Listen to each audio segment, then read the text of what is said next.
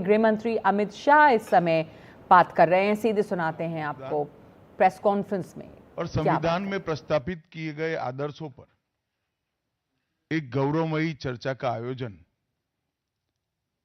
संसद के द्वारा किया गया। वो चर्चा में 75 साल की देश की गौरव यात्रा, विकास यात्रा और उपलब्धियों की भी चर्चा होनी थी।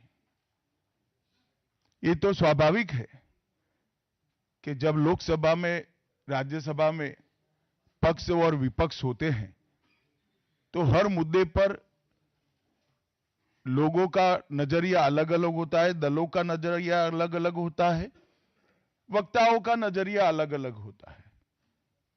मगर संसद जैसे देश के सर्वोच्च लोकतांत्रिक फोरम में जब चर्चा होती है तब इसमें एक बात कॉमन होती है कि बात तथ्य के आधार पर होनी चाहिए और बात सत्य के आधार पर होनी चाहिए। कल से कांग्रेस पार्टी ने जिस तरह से तथ्यों को तोड़ मरोड़ कर रखने का प्रयास किया है, ये अत्यंत निंदनीय है और मैं इसकी निंदा करना चाहता हूं। ये क्यों हुआ? क्योंकि भारतीय जनता पार्टी के वक्ताओं ने संविधान पर, संविधान की रचना के मूल्यों पर, और जब जब कांग्रेस या भारतीय जनता पार्टी का शासन रहा तब शासन ने संविधान के मूल्यों का किस तरह से मूल्यांकन किया, संरक्षण किया और संवर्धन किया, इस पर फैक्ट के साथ भारतीय जनता पार्टी के वक्ताओं ने अनेक उदाहरणों के साथ जनता के सामने विषय रखे और उसमें वो तय हो गया कि कांग्रेस पार्टी आंबेडकर जी विरोधी पार्टी है, कांग्रेस पार्टी आरक्षण विरोधी पार्टी है, कांग्रेस पार्टी संविधान विरोधी पार्टी है, कांग्रेस पार्टी ने सावरकर जी का भी अपमान किया,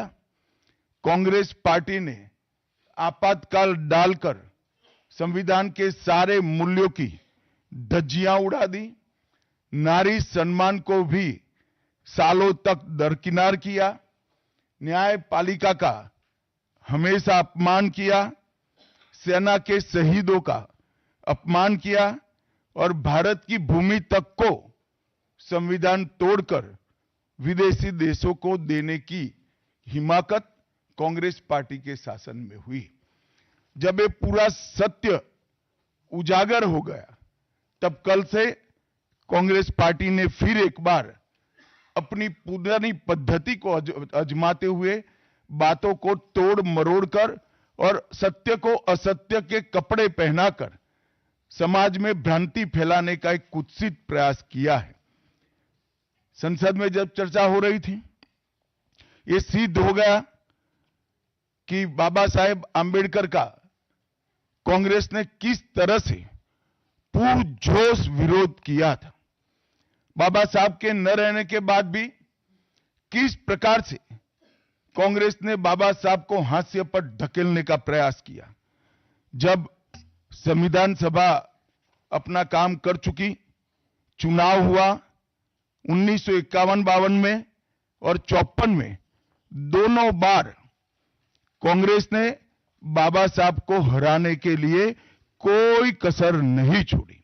यहां तक कि फ्रेंडली चुनाव होता है, स्पिरिट वाला चुनाव होता है, ऐसा चुनाव भी नहीं था। विशेष प्रयास किया गया और वो उनकी हार को सुनिश्चित किया गया। जहां तक भारत रत्न देने का सवाल है, कांग्रेस के नेताओं ने कई बार खुद ही अपने आप को भारत रत्न दिए हैं। 55 में नेहरू जी ने खुद को भारत रत्न दे दिया, 71 में इंदिरा जी ने खुद को भारत रत्न दे दिया और 1990 में बाबा साहब को भारत रत्न तब मिला जब कांग्रेस पार्टी सत्ता में नहीं रही और भारतीय जनता पार्टी के समर्थन वाली सरकार थी। 1990 तक कांग्रेस पार्टी बाबा साहब को भारत रत्न न मिले इसका बड़े जतन से प्रयास करती रही। यहां तक कि बाबा साहब की जयंती को भी 100वीं जयंती को भी मनाने का मना ही कर दिया गया। नेहरू जी की आंबेडकर जी के प्रति नफरत जग जाहिर है। नेहरू जी की खुद की किताब selected works of Jawaharlal Nehru second series volume 16 इसके भाग 2 की पृष्ठ संख्या 532 पर एक पत्र का उल्लेख है, जब बीसी राव ने नेहरू जी को पत्र लिखकर कहा कि अंबेडकर जी मंत्रिमंडल से इस्तीफा देकर जाने का मन बना रहे हैं, तब नेहरू जी का ये जवाब था, अंबेडकर के जाने से मंत्रिमंडल में कोई फर्क नहीं पड़ने वाला है। अंबेडकर जी के महान योगदान का मूल्यांकन जवाहरलाल जी किस तरह से करते थे, इससे बड़ा कोई उदाहरण नहीं हो सकता। जब पंडित जी की एक और किताब को पढ़ते हैं, लेटर टू चीफ मिनिस्टर में एक उल्लेख है, बंबई के मेयर ने एक पत्र में बाबा साहब के अंबेडकर के जन्मस्थान मऊ में उनका स्मारक बनाना चाहिए, ऐसा सुझाव दिया। 18 जून 1959 को पंडित जी ने कहा, सरकार के लिए स्मारक स्थापित करना बिल्कुल सामान्य बात नहीं होगी। आमतौर पर स्मारक निजी पहल से किया जाता है। अपने परिवार के चाहे कोई भी सदस्य हो, नेहरू जी हो, इंदिरा जी हो, संजय गांधी हो, राजीव गांधी हो, कई सारे लोगों के लाखों स्मारक देश के अंदर बनाने वाले परिवार के मुखिया कहते हैं कि आमतौर पर निजी पहल पर स्मारक बनाया जाता है, क्योंकि ये स्मारक B.R. आंबेडकर जी का था। मित्रों, जब एक दूसरा उदाहरण मैं देना चाहता हूं, एक सर्वदलीय मंत्रिमंडल पहली देश की कैबिनेट बनी, जिसमें बाबा साहेब आंबेडकर भी सदस्य थे, नेहरू जी प्रधानमंत्री थे। नेहरू जी की किताब selected works of Jawaharlal Nehru में एक और उल्लेख आता है, नेहरू जी के आश्वासन के बावजूद आंबेडकर जी को कोई महत्वपूर्ण विभाग नहीं दिया गया, और ये स्पष्ट इसके अंदर उल्लेख है कि सरकार की नीतियों, विशेषकर विदेश, रक्षा और अनुसूचित जाति और जनजाति से जुड़ी हुई नीतियां और 370 के खिलाफ आंबेडकर जी थे। जब एक और कांग्रेस पार्टी है, बाबा साहेब आंबेडकर का कोई स्मारक जब तक कांग्रेस सत्ता में रही बड़ा नहीं बना। जहां जहां विपक्ष की सरकारें आती गई, स्मारक बनते गए। भारतीय जनता पार्टी की सरकारों ने और नरेंद्र मोदी जी की सरकार ने बाबा साहब के जीवन के संबंधित पंच तीर्थ का विकास किया। मध्य प्रदेश में महू, लंदन में वो स्थान जहां बाबा साहब पढ़ते थे, नागपुर में दीक्षा भूमि, दिल्ली में महापरिनिर्वाण स्थान और महाराष्ट्र के मुंबई में स्थित चैत्य भूमि का विकास करने का काम भारतीय जनता पार्टी की सरकारों ने किया। 19 नवंबर 2015 को नरेंद्र मोदी जी ने अंबेडकर जी के सम्मान में 26 नवंबर को संविधान दिन घोषित किया। डॉक्टर अंबेडकर इंटरनेशनल सेंटर की स्थापना भी की।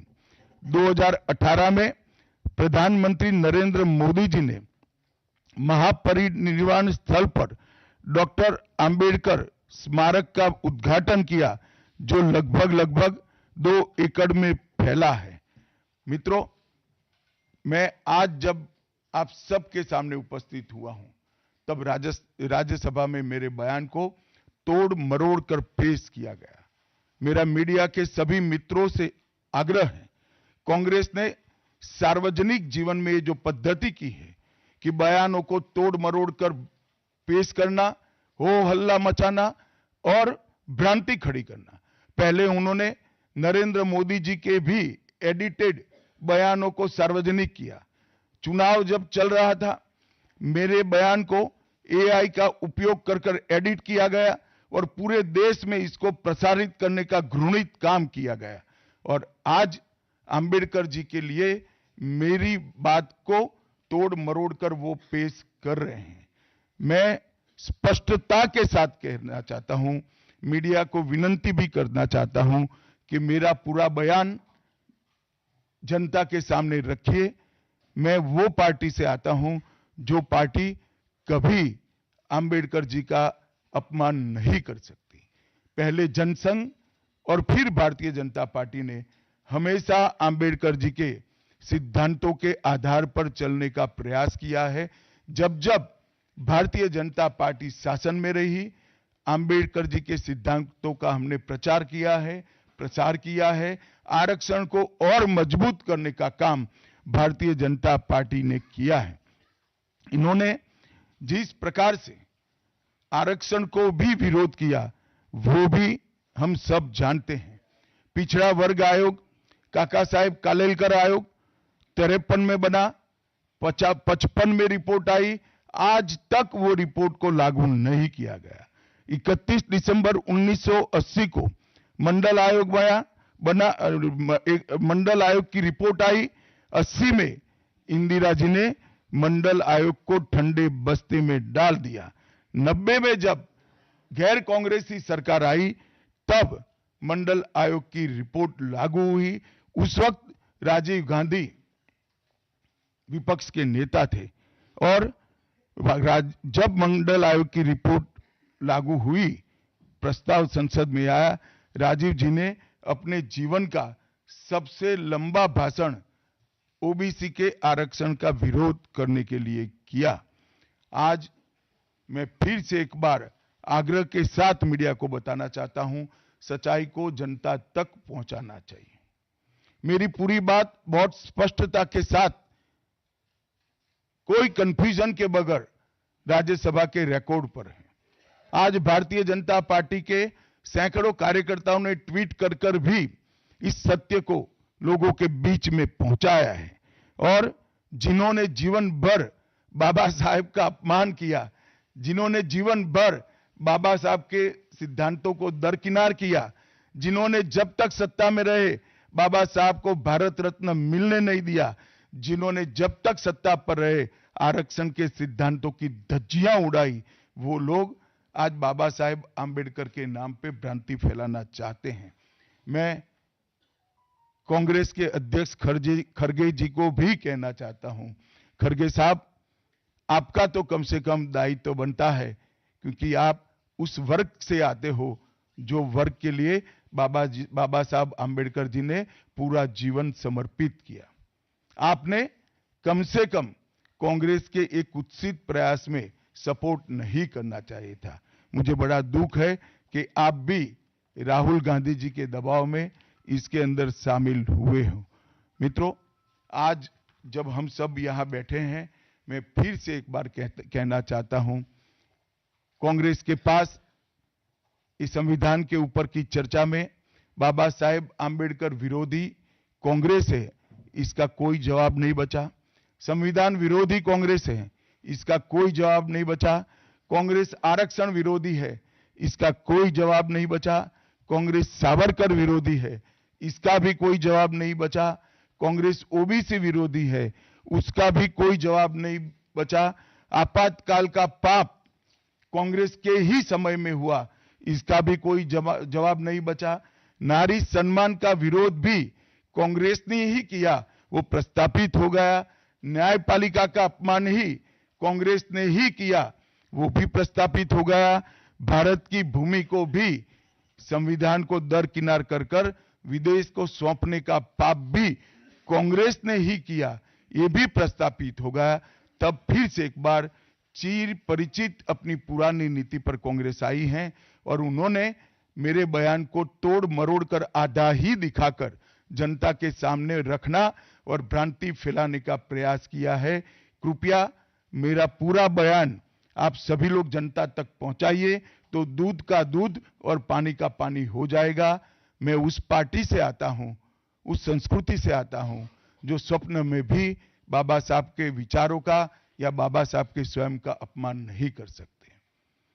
हम जानते हैं कि देश के संविधान को समावेशी बनाने में देश के पिछड़े वर्ग को, दलितों को, आदिवासियों को, गरीबों को और वंचितों को न्याय दिलाने के लिए और देश के लोकतंत्र की नींव को इतनी नीचे तक गहरी पहुंचाने में बाबा साहब का बहुत बड़ा योगदान है। पूरा देश बाबा साहब के प्रति कृतज्ञता व्यक्त करता है। कम से कम हम तो ऐसा नहीं कर सकते जिससे बाबा साहब का अपमान हो पाए। और मैं फिर से एक बार कांग्रेस के ये कुत्सित प्रयासों की घोर निंदा करता हूं और जो संविधान पर दोनों सदनों में चर्चा हुई, कम से कम भारतीय जनता पार्टी की ओर से चर्चा का स्तर मेंटेन करने का पूरा प्रयास किया गया था, विषय पर बोलने का आग्रह किया गया था और तथ्य के साथ बोलने का आग्रह भी हमारे सारे वक्ताओं ने किया था। वो सारे प्रयास पर कांग्रेस ने पानी फिरा है और मैं मानता हूं कि देश की जनता इसके इस प्रयास को भी जानती है, उनकी मानसिकता को भी जानती है और उनकी कार्य संस्कृति को भी जानती है। धन्यवाद।